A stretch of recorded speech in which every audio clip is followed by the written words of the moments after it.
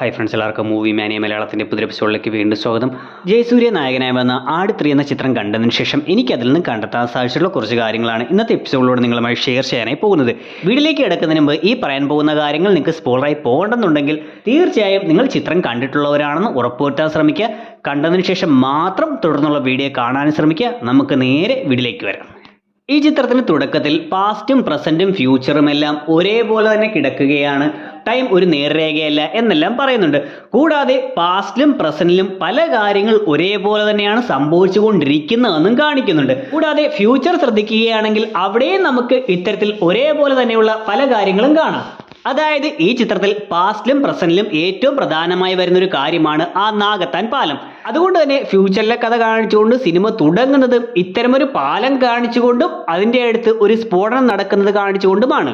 പക്ഷേ പ്രസന്റിൽ ആ നാഗത്താൻ പാലം തകർത്തിട്ടുണ്ടെങ്കിലും ഫ്യൂച്ചറിൽ വീണ്ടും അവിടെ പണിഞ്ഞിട്ടുള്ള ആ ഒരു പാലം തന്നെയായിരിക്കാം ഇവിടെ കാണിച്ചത്. കൂടാതെ ഈ പാലങ്ങൾ എന്ന് പറയുന്നത് രണ്ട് കരകളെ തമ്മിൽ, രണ്ട് സ്ഥലങ്ങളെ തമ്മിൽ കണക്ട് ചെയ്യിക്കുന്ന കാര്യമാണ്. അത്തരത്തിൽ സിനിമയിലെ രണ്ട് കാലഘട്ടങ്ങളെ തമ്മിൽ കണക്ട് ചെയ്യാനും അവർ ഇങ്ങനെ ഒരു പാലം തന്നെ യൂസ് ചെയ്തിരിക്കുന്നതായി കാണാം. മറ്റൊന്ന്, ആ അസം ഖാനും മറ്റും ആ പാലം കടന്ന് വരാനായി ശ്രമിക്കുന്ന സമയത്ത് അവിടെയുള്ള വാച്ച് ടവറിന്റെ മുകളിൽ കയറിയിരുന്നു കൊണ്ട് അവരെ അമ്പെയ്ത് വീഴ്ത്താം എന്നെല്ലാം പത്മനാഭൻ എന്ന രാജാവ് പറയുന്നുണ്ട്. സോ ഈ ഫ്യൂച്ചറിലെ കാര്യം നോക്കുകയാണെങ്കിലും ആ പാലത്തിന്റെ സൈഡിലായി ഇത്തരമൊരു വാച്ച് ടവർ വെച്ചിരിക്കുന്നതായും അവിടെ നിന്നും രണ്ടുപേർ ആദ്യം താഴേക്ക് വരുന്നതായും അവരുടെ ഡ്യൂട്ടി കഴിഞ്ഞതുകൊണ്ട് മറ്റ് രണ്ടുപേർ അവിടേക്ക് കയറി പോകുന്നതായും കാണാം. അതായത് ഞാൻ നേരത്തെ പറഞ്ഞതുപോലെ പാസ്റ്റിൽ സംഭവിച്ചിരിക്കുന്ന കാര്യങ്ങളുമായി സിമിലർ ആയിട്ടുള്ള കാര്യങ്ങൾ തന്നെ ഫ്യൂച്ചറിലും സംഭവിക്കുന്നതായി ആ നദിയുടെ സൈഡിൽ ഇരുന്നുകൊണ്ട് ആ സമയത്തും ഇങ്ങനെ ശത്രുക്കളെ നിരീക്ഷിച്ചുകൊണ്ടിരിക്കുന്നതായിട്ടാണ് കാണിക്കുന്നത്. മറ്റൊന്ന്, പി ശശി അല്ലെങ്കിൽ ആശാൻ എന്ന ഇന്ദ്രൻസ് ക്യാരക്ടർ സംസാരിക്കുമ്പോഴും മറ്റും എപ്പോഴും മീനുകളെ പറ്റി, ചെമ്പല്ലി, വരാൽ എന്നിവയെല്ലാം പറ്റി പറയുന്നുണ്ട്. അതുകൊണ്ട് തന്നെ പ്രസന്റിലെ കഥ കാണിക്കുന്ന സമയത്ത് അവിടെ ചില ഫ്ലെക്സുകളിൽ പി ശശി വീട്ടിലൊരു മീൻകുളം പദ്ധതി എന്ന ഒരു കാര്യം ഉദ്ഘാടനം ചെയ്യാൻ പോവുകയാണെന്നും അതിലേക്ക് മീൻ കുഞ്ഞുങ്ങളെ വിതരണം ചെയ്യാൻ പോകുന്നുണ്ടെന്നുമെല്ലാം കൊടുത്തിരിക്കുന്നതായി രസകരമായി കാണിച്ചിട്ടുണ്ട്. ഈ സിനിമയുടെ പ്രൊഡ്യൂസർമാരിൽ ഒരാളായിട്ടുള്ള വിജയ് ബാബു തന്നെയാണ് പടക്കളം എന്ന ചിത്രത്തിന്റെയും പ്രൊഡ്യൂസർമാരിൽ ഒരാളായി വന്നിരുന്നത്. ഈ രണ്ട് ചിത്രങ്ങളിലും പറഞ്ഞിരിക്കുന്നതും ഒരു അത്ഭുത വസ്തുവിനെ പറ്റിയുള്ള കാര്യമാണ്. ഇതിൽ ടൈം ട്രാവൽ ചെയ്യാൻ സഹായിക്കുന്ന ഒരു കാര്യമാണെങ്കിൽ മറ്റൊന്നിൽ മൈൻഡ് കൺട്രോൾ ചെയ്യുന്ന ഒരു കാര്യം. അതുകൊണ്ട് തന്നെ ഒരുപക്ഷെ ഈ രണ്ട് ചിത്രങ്ങളിലെയും ക്യാരക്ടറുകൾ തമ്മിൽ മെർജ് ചെയ്ത് ഫ്യൂച്ചറിൽ ചിത്രങ്ങൾ വരാമെന്നും വിജയ് ബാബു തന്നെ പറഞ്ഞിട്ടുമുണ്ട്.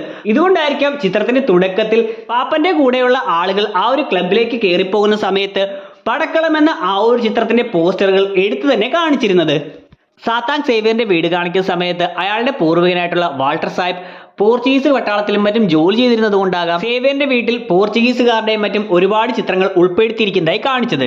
കൂടാതെ ഈ സീനിൽ തന്നെ സാത്താൻ സേവ്യർ ഡാഡി ഗിരിജയെ പോലെ പുതച്ചുമൂടി ഇരിക്കുന്ന സമയത്ത് തൊട്ടു മുന്നിലായി ഒരു ചെസ് ബോർഡ് വെച്ചിരിക്കുന്നതായും അതിൽ കറുത്ത കരുക്കളിൽ രാജാവ് ഒഴികെയുള്ള എല്ലാം വെട്ടിപ്പോയിരിക്കുന്നതായും ബാക്കിയുള്ള കരുക്കളുടെ മുന്നിൽ ആ ഒരു കരു ഒറ്റപ്പെട്ടിരിക്കുന്നതായിട്ടുമാണ് കാണിക്കുന്നത്.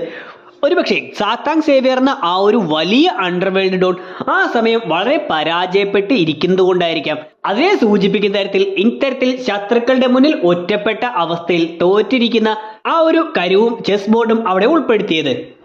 സിനിമയിൽ പാസ്റ്റിലും പ്രസന്റിലും എല്ലാം പല കാര്യങ്ങളും ഒരുപോലെ തന്നെയാണ് കൊണ്ടുവന്നിരുന്നത്. ഷാജി പാപ്പാനും ഷാജി പാപ്പാന്റെ കൂടെയുള്ള ആളുകളെയും പോലെ തന്നെ പാസ്റ്റിലും ആളുകൾ ഉണ്ടായിരുന്നുവെന്നും ഡ്യൂഡിന്റെ കൂടെയുള്ളവരെയും പോലെ തന്നെ പാസ്റ്റിലും ആളുകൾ ഉണ്ടായിരുന്നുവെന്നും ഇങ്ങനെ പല കാര്യങ്ങളും ഒരുപോലെ തന്നെയാണ് കാണിച്ചിരുന്നത്. ഇതുകൂടാതെ മറ്റു പല കാര്യങ്ങളും സിമിലറായി വരുന്നുണ്ട്. അതായത് ഡ്യൂഡ് പ്രസന്റിൽ നെൽസന്റെ ക്യാരക്ടറിനെ ഡ്രാഗൺ എന്നാണ് വിളിക്കുന്നത്. ഇതിന് പകരമായിട്ടാണ് പാസ്റ്റ് കാണിക്കുന്ന സമയത്ത് അസം ഖാൻ തന്റെ കൂടെയുള്ള നെൽസന്റെ ക്യാരക്ടറിനെ വ്യാളി എന്ന് വിളിക്കുന്നത്. അതും ഡ്രാഗൺ എന്ന അർത്ഥത്തിൽ തന്നെയാണ്. കൂടാതെ ഡ്യൂഡി എന്ന ക്യാരക്ടർ ആദ്യ ചിത്രത്തിൽ മറ്റൊരു നാട്ടിൽ നിന്നും, ബാങ്കോക്കിൽ നിന്നും ഇന്ത്യയിലേക്ക് അല്ലെങ്കിൽ കേരളത്തിലേക്ക് വരുന്നത് ഒരു അമൂല്യ വസ്തു സ്വന്തമാക്കാനാണെന്നും കാണിച്ചിട്ടുണ്ട്. സോ ഈ ചിത്രത്തിലേക്ക് വരുമ്പോൾ ഇങ്ങനെ അസം ഖാൻ എന്ന ക്യാരക്ടറും മറ്റൊരു നാട്ടിൽ നിന്ന് കേരളത്തിലേക്ക് ഒരു അമൂല്യ വസ്തു നേടാനായിട്ടാണ് വന്നിരിക്കുന്നത്. സോ ഇങ്ങനെ കഥാപാത്രങ്ങളിലൂടെ മാത്രമല്ല അവർ ചെയ്യുന്ന പല കാര്യങ്ങളിലൂടെയും അവർ പറയുന്ന പല ഡയലോഗുകളിലൂടെയും പാസ്റ്റും പ്രസന്റും എല്ലാം കണക്ട് ചെയ്യാനായി മിഥുൻ മാനുവൽ തോമസ് ശ്രമിച്ചിരിക്കുന്നതായി കാണാം. മറ്റൊന്ന്, സേവിയറിന്റെ കസിനായിട്ട് വരുന്ന മൈക്കിൾ എന്ന ക്യാരക്ടർ ലൈബ്രറിയിലേക്ക് വരുന്ന സമയത്ത് അയാൾ എന്തോ ഒരു റിസർച്ച് നടത്തിക്കൊണ്ടിരിക്കുകയാണെന്ന് പറയുന്നുണ്ട്. എന്നാൽ എന്ത് റിസർച്ച് ആണെന്നൊന്നും എടുത്ത് പറയുന്നില്ലെങ്കിലും എനിക്ക് തോന്നിയിട്ടുള്ള കാര്യം മിക്കവാറും അയാൾ റിസർച്ച് നടത്തിക്കൊണ്ടിരിക്കുന്നത് ഇങ്ങനെയുള്ള നിധികളെക്കുറിച്ചോ പുരാവസ്തുക്കളെക്കുറിച്ചോ എല്ലാം ആയിരിക്കാം. അതിലൂടെ ആയിരിക്കാം അയാൾ തന്റെ ഫാമിലിയുമായി കണക്ട് ചെയ്തു വന്നിരുന്ന ആ ഒരു സ്റ്റാർ ഡസ്റ്റിനെ കുറിച്ച് മനസ്സിലാക്കിയത്. കൂടാതെ അയാൾ ആ സ്റ്റാർ ഡസ്റ്റുമായി ബന്ധപ്പെട്ടിട്ടുള്ള ആ ഒരു പേപ്പർ എടുക്കുന്ന സമയത്ത് അവിടെ കൈക്സ എന്ന് എഴുതി വെച്ചിരിക്കുന്നതായി കാണാം. ഇത് പോർച്ചുഗീസ് ഭാഷയിൽ പെട്ടി എന്നുള്ള അർത്ഥത്തിൽ കൊടുത്തിരിക്കുന്ന വാക്കാണ്. പത്മനാഭൻ എന്ന ജയസൂര്യയുടെ ക്യാരക്ടറിനെ കാണിക്കുന്ന സമയത്ത് അയാൾ ഇരിക്കുന്ന സിംഹാസനത്തിന്റെ പുറകിലായി നമുക്ക് ആടിന്റെ രൂപങ്ങൾ കാണാം. അതേപോലെ രഞ്ജി പണിക്കരുടെ വീട് കാണിക്കുന്ന സമയത്ത് അയാളുടെ വാതിലായി പോത്തിന്റെയോ കാളയുടെയും എല്ലാം രൂപമാണ് കൊടുത്തിരിക്കുന്നത്. കൂടാതെ അസം ഖാനെ കാണിക്കുന്ന സമയത്ത് അയാളുടെ ചിഹ്നമായി കൊടുത്തിരിക്കുന്നത് സിംഹത്തിന്റെയും. ഇങ്ങനെ ഈ 3 കഥാപാത്രങ്ങളെ ആട്, പോത്ത്, സിംഹം എന്നീ മൃഗങ്ങളുമായി കണക്ട് ചെയ്തുകൊണ്ടാണ് വന്നിരിക്കുന്നതെന്നും മനസ്സിലാക്കാം. മറ്റൊരു കാര്യം, ഈ പത്മനാഭൻ എന്ന ജയസൂര്യയുടെ ക്യാരക്ടറിനെ കാണിക്കുന്ന സമയത്ത് അവിടെ പത്മനാഭന്റെ ചേട്ടനായി വരുന്ന രഞ്ജി പണിക്കരുടെ രൂപം ഒരു സൈഡിൽ കൊടുത്തിട്ടുണ്ട്. ഇതുകൂടാതെ ഈ പത്മനാഭന്റെ കൊട്ടാരത്തിലും ജ്യേഷ്ഠനായി വരുന്ന ക്യാരക്ടറിന്റെ കൊട്ടാരത്തിലും രഞ്ജി പണിക്കരുടെ രൂപത്തിൽ മാലയിട്ട് വെച്ചിരിക്കുന്നതായും കാണാം. ഇത് ഇവരുടെ അച്ഛനായി വരുന്ന ക്യാരക്ടറാണ്. സോ ആട് ഫസ്റ്റ് എന്ന ചിത്രത്തിൽ ഇവരുടെ അച്ഛനായി വന്നിരുന്നതും രഞ്ജി പണിക്കരുടെ രൂപമുള്ള ആൾ തന്നെയാണ് എന്ന ആ ഒരു കാര്യത്തോട് കണക്ട് ചെയ്ത് തന്നെയാണ് ഈ പാസ്റ്റിലെ കാര്യവും ഇവിടെ കാണിച്ചിരിക്കുന്നത്.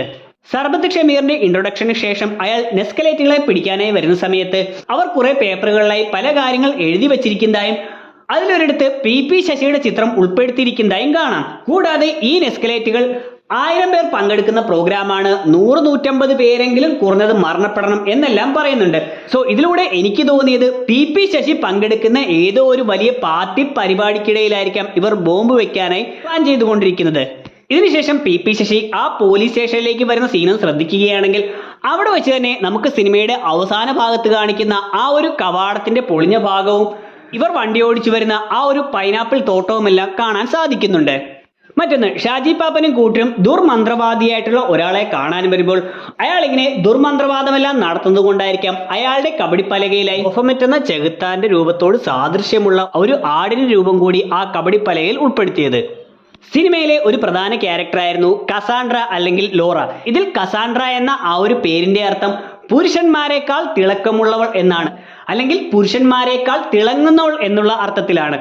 സോ ഈ ഒരു ക്യാരക്ടറിനെ നോക്കിയാലും സിനിമയിൽ വരുന്ന പത്മനാഭൻ, വാൾട്ടർ സാഹിബ് തുടങ്ങിയിട്ടുള്ള മിക്ക പുരുഷ കഥാപാത്രങ്ങളെക്കാട്ടിലും കൂടുതലായി ഫൈറ്റ് ചെയ്യുന്നതും അവരെല്ലാം തോൽപ്പിക്കുന്നതും ഇവൾ തന്നെയാണ്. സോ അങ്ങനെ നോക്കുമ്പോൾ കസാൻഡ്ര എന്ന പേര് ഈ ഒരു ക്യാരക്ടറിന് കൊടുത്തത് പുരുഷന്മാരെക്കാൾ ഇവൾ തിളങ്ങുന്നു എന്നുള്ള അർത്ഥത്തിൽ തന്നെയായിരിക്കാം.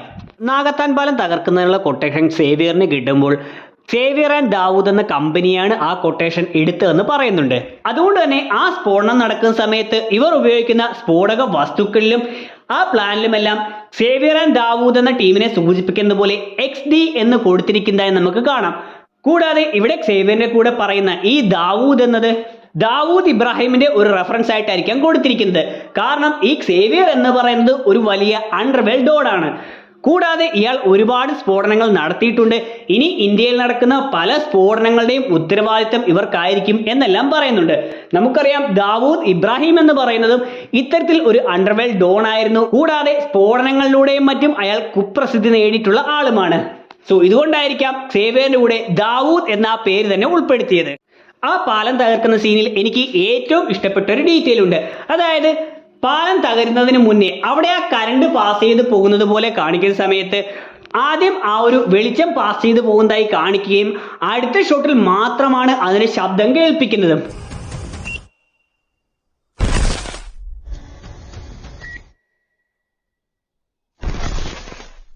കാരണം പ്രകാശം അത്രയും വേഗതയിൽ സഞ്ചരിക്കുന്നുണ്ടെങ്കിലും ശബ്ദത്തിന് വേഗത കുറവാണ്. അതുകൊണ്ടാണ് അത്രയും വേഗതയിൽ പ്രകാശം സഞ്ചരിച്ചപ്പോൾ ശബ്ദം പുറകെ വരുന്നതായി മാത്രം കാണിച്ചത്.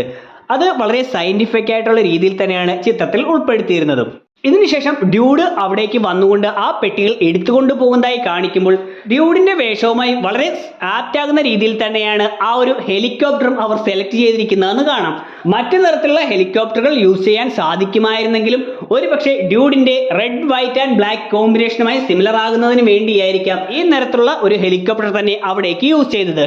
മറ്റൊന്ന്, സിനിമയിൽ ഒരുപാട് വണ്ടികൾ കാണിക്കുന്നുണ്ട്. അതിൽ സാത്താൻ സേവിയറിന്റെ വണ്ടി നമ്പർ ഒന്ന് ശ്രദ്ധിക്കുകയാണെങ്കിൽ അവിടെ KL47 AK47 എന്നാണ് കൊടുത്തിരിക്കുന്നത്. സാത്താൻ സേവിയർ ഒരു അണ്ടർവേൽ ഡോൺ ആയതുകൊണ്ടായിരിക്കാം AK47 എന്ന നമ്പർ തന്നെ അയാൾ യൂസ് ചെയ്യുന്നതായി കാണിച്ചത്. പത്മനാഭന്റെ ചേട്ടൻ പറയുന്നതനുസരിച്ച് പത്മനാഭൻ ഒരു തുരങ്കത്തിലൂടെ പോവുകയും മറുവശത്ത് എത്തിയതിനു ശേഷം അടുത്ത ഷോട്ടിൽ കാണിക്കുന്നത് പത്മനാഭൻ ഒരു കുതിരപ്പുറത്ത് കയറി പോകുന്നതാണ്. എന്നാൽ തുരങ്കത്തിലൂടെ ഒറ്റയ്ക്ക് വന്നിട്ടുള്ള പത്മനാഭന് ഈ കുതിരയെ പെട്ടെന്ന് എവിടെയെന്ന് കിട്ടിയെന്ന് കാണിക്കുന്നില്ല. എന്നിരുന്നാലും പത്മനാഭൻ പുറത്തേക്ക് വരുന്ന ആ ഷോട്ട് ശ്രദ്ധിക്കുകയാണെങ്കിൽ അവിടെ ബാക്ക്ഗ്രൗണ്ടിലായി പത്മനാഭന് രക്ഷപ്പെടാനായി ചേട്ടൻ ഒരുക്കി വെച്ചിരിക്കുന്ന ആ കുതിരയെ നമുക്ക് കാണാം. ഇനി സിനിമയിലുള്ള പ്രധാന ചോദ്യങ്ങളാണ്. സ്റ്റാർഡസ്റ്റ് അല്ലെങ്കിൽ നക്ഷത്രദ്യൂളി എന്ന് വിളിക്കുന്ന ആ ഒരു കല്ല് എവിടേക്ക് പോയി? അത് സിനിമയുടെ അവസാന ഭാഗം ശ്രദ്ധിക്കുകയാണെങ്കിൽ കാണാം. ആ ഒരു കവാടത്തിന് താഴെ നിന്നുമാണ് ഈ ഒരു കല്ലിലെ ആ പ്രകാശം വരുന്നതും ആ പോർട്ടൽ ഉണ്ടാകുന്നതും. കൂടാതെ പത്മനാഭന്റെ ചേട്ടൻ കവാടമാണ് അടയാളം എന്ന് പറയുന്നുണ്ട്. സോ കവാടത്തിന് താഴെയായി പത്മനാഭന്റെ ചേട്ടൻ എങ്ങനെയോ ആ കല്ല് ഒളിപ്പിച്ചതായിട്ടാണ് അവിടെ കാണിക്കുന്നത്. അതായത് പത്മനാഭൻ ആ ഒരു കല്ലിനെ പറ്റിയെല്ലാം ധർമ്മജന്റെ ക്യാരക്ടറിനോട് പറഞ്ഞതിനു ശേഷം 2 പെട്ടികൾ വറീദ് മാപ്പിളയുടെ കയ്യിലേക്ക് കൊടുത്തയക്കുന്നുണ്ട്. ആ പെട്ടികളാണ് പാലത്തിൽ സ്ഥാപിക്കുന്നത്. എന്നാൽ വർഷങ്ങൾക്കിപ്പുറം ആ പെട്ടിയിൽ ഒന്നും തന്നെ ഇല്ലായിരുന്നു എന്ന് കാണാം. സോ അതിലൂടെ ആ പെട്ടികൾ മറ്റുള്ളവരെ വഴിതെറ്റിക്കാൻ മാത്രമായിരുന്നുവെന്നും കൊടുത്തിരുന്ന കുറുമാനത്തിൽ മറ്റാരും കാണാതെ യഥാർത്ഥ കല്ല് ആ പെട്ടിയിൽ നിന്നും എടുക്കണമെന്നും അത് ആരും അറിയാതെ തന്റെ ചേട്ടന്റെ കയ്യിൽ കൊടുത്തെത്തിക്കണമെന്നും രാജാവ് വറീദ് മാപ്പിളയ്ക്ക് ആ കുറുമാനത്തിലൂടെ പറഞ്ഞിട്ടുണ്ടാകാം.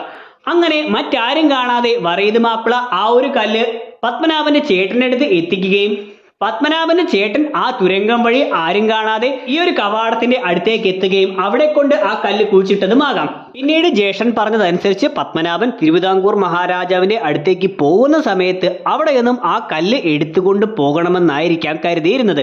എന്നാൽ അതിനിടയിൽ അസം ഖാൻ കയറി വന്നതുകൊണ്ടാണ് ആ ഒരു കാര്യം മുടങ്ങുന്നതും ഇവർ ടൈം ട്രാവൽ ചെയ്ത് പല കാലങ്ങളിലേക്ക് പോയതും. ഇതിന്റെ കൂടെ തന്നെയുള്ള മറ്റൊരു ചോദ്യമാണ് ആ സ്റ്റാർഡസ്റ്റിന്റെ കൂടെ ഉണ്ടായിരുന്ന റയമണ്ട്സ് രത്നങ്ങളെല്ലാം എവിടെ പോയി? അസം ഖാൻ അവിടേക്ക് എത്തുന്ന സമയത്ത് ഒരു രത്നം മാത്രം അവശേഷിക്കുന്നതായിട്ടാണ് കാണിച്ചത്. ബാക്കിയുള്ളതിന് എന്ത് സംഭവിച്ചു എന്ന് കാണിച്ചിട്ടില്ല. സോ ഈ കാര്യത്തെക്കുറിച്ച് എനിക്ക് തോന്നിയിട്ടുള്ളത് പത്മനാഭൻ ആ സ്റ്റാർഡസ്റ്റ് വറീദ് മാപ്പിള വഴി തന്റെ ജ്യേഷ്ഠന്റെ കയ്യിലേക്ക് എത്തിച്ച സമയത്ത് ബാക്കിയുള്ള രത്നങ്ങളും തന്റെ ജ്യേഷ്ഠന്റെ കയ്യിലേക്ക് എത്തിച്ചിട്ടുണ്ടാകും. ജ്യേഷ്ഠൻ ആ സ്റ്റാർഡസ്റ്റ് ആ കവാടത്തിന്റെ അടുത്ത് കുഴിച്ചിടുകയും എന്നാൽ റയമണ്ട്സ് രത്നങ്ങളെല്ലാം തന്റെ കൊട്ടാരത്തിൽ തന്നെ തന്റെ വീട്ടിൽ തന്നെ സൂക്ഷിച്ചു വെച്ചിട്ടുണ്ടാകാനാണ് സാധ്യതയുള്ളത്. അവിടേക്ക് വാൾട്ടർ സാഹിബ് വരികയും നിധിയെപ്പറ്റി ചോദിക്കുകയും ചെയ്യുന്നുണ്ട്. അത് സ്റ്റാർഡസ്റ്റിനെ പറ്റിയാണ് ചോദിക്കുന്നത്. ഈ സമയം അവിടെ കസാൻഡ്ര വരികയും വലിയൊരു ഫൈറ്റ് നടക്കുകയും ചെയ്യുകയും അതിന്റെ ഒടുവിലേക്ക് എത്തുമ്പോൾ പത്മനാഭൻ തുരങ്കം വഴി അപ്പുറത്തേക്ക് പോവുകയും ഇതിന്റെ പുറകെ തന്നെ കസാൻഡ്രയും പോകുന്നതായി കാണിച്ചിട്ടുണ്ട്. സോ വാൾട്ടർ സാഹിബിന് എന്താണ് അവിടെ വെച്ച് സംഭവിച്ചിരിക്കുന്നതെന്ന് കാണിച്ചിട്ടില്ല. ഒരു പക്ഷേ ആ ഒരു തോട്ട പൊട്ടിയിട്ടുണ്ടെങ്കിലും വാൾട്ടർ സാഹിബ് രക്ഷപ്പെടുകയും പിന്നീട് വാൾട്ടർ സാഹിബ് പത്മനാഭന്റെ ജ്യേഷ്ഠന്റെ കയ്യിൽ നിന്നും ആ രത്നങ്ങളെല്ലാം നേടിയെടുക്കുകയും ഒരുപക്ഷെ മുഴുവനായോ അല്ലെങ്കിൽ കുറച്ചെങ്കിലും നേടിയെടുക്കുകയും വർഷങ്ങൾക്കിപ്പുറം വാൾട്ടർ സാഹിബിന്റെ പരമ്പരയിലുള്ള സാത്താൻ സേവിയറിന്റെ കയ്യിലേക്ക് ആ രത്നങ്ങൾ വന്നു ചേർന്നിട്ടും ഉണ്ടാകും. ഇതുകൊണ്ടാണ് പ്രസന്റിൽ ആ സ്റ്റാർഡസ്റ്റ് നേടിയെടുക്കുന്നതിന് വേണ്ടി PP ശശിയോട് പാലം പൊളിക്കാനായി പറയുന്ന സമയത്ത് സാത്താൻ സേവിയർ അത്തരം രത്നങ്ങൾ PP ശശിക്ക് കൊടുക്കുന്നതായി വാഗ്ദാനം ചെയ്യുന്നതായെല്ലാം കാണിക്കുന്നത്. അതിൽ നിന്നും വാൾട്ടർ സാഹിബ് വഴി അത്തരം രത്നങ്ങൾ സാത്താൻ സേവിയറിന്റെ കയ്യിലാണ് നിലവിൽ ഉള്ളതെന്ന് നമുക്ക് അനുമാനിക്കാം. ഇനി എന്താണ് ഈ സ്റ്റാർഡസ്റ്റ്? എന്താണ് അതിന്റെ പവർ? പത്മനാഭൻ എന്ന ക്യാരക്ടർ പറയുന്നുണ്ട് ആകാശത്തിനപ്പുറം മറ്റേതോ ഒരു ലോകത്ത് നിന്നാണ് ഇത് വന്നതെന്ന്. സോ അതിന്റെ അർത്ഥം ഒരു ഉൽക്ക പോലെ ഭൂമിയിലേക്ക് വന്ന് പതിച്ചിട്ടുള്ള ഒരു കാര്യമാണിത്. നമ്മൾ MCUവിലെ ബ്ലാക്ക് പാന്തർ സിനിമയിൽ കണ്ടിരിക്കുന്നത് പോലെ വൈബ്രേനിയം ഒരു ഉൽക്ക പോലെ ഭൂമിയിലേക്ക് വരികയും അത് വന്ന പതിച്ച സ്ഥലത്തിനും അവിടെയുള്ള ആൾക്കാർക്കുമെല്ലാം പ്രത്യേക ശക്തി കിട്ടിയതുപോലെ ഈ കഥയിൽ ഇത്തരം അത്ഭുത ശക്തിയുള്ള ഈ ഒരു കല്ല് ഒരു ഉൽക്ക പോലെ ഭൂമിയിലേക്ക് വന്ന് പതിക്കുകയും അത് ഈ രാജാവിന്റെ പൂർവികർക്ക് കിട്ടുകയുമാണ് ചെയ്യുന്നത്. ഇനി ഇതിന്റെ പവർ എന്താണെന്ന് നോക്കുകയാണെങ്കിൽ ടൈം ട്രാവൽ ചെയ്യാനുള്ള പവറാണ് കൊടുക്കുന്നത്. പല പോർട്ടലുകൾ വഴി ഇതിലൂടെ പല കാലത്തിലേക്ക് ടൈം ട്രാവൽ ചെയ്യാനാണ് സാധിക്കുന്നത്.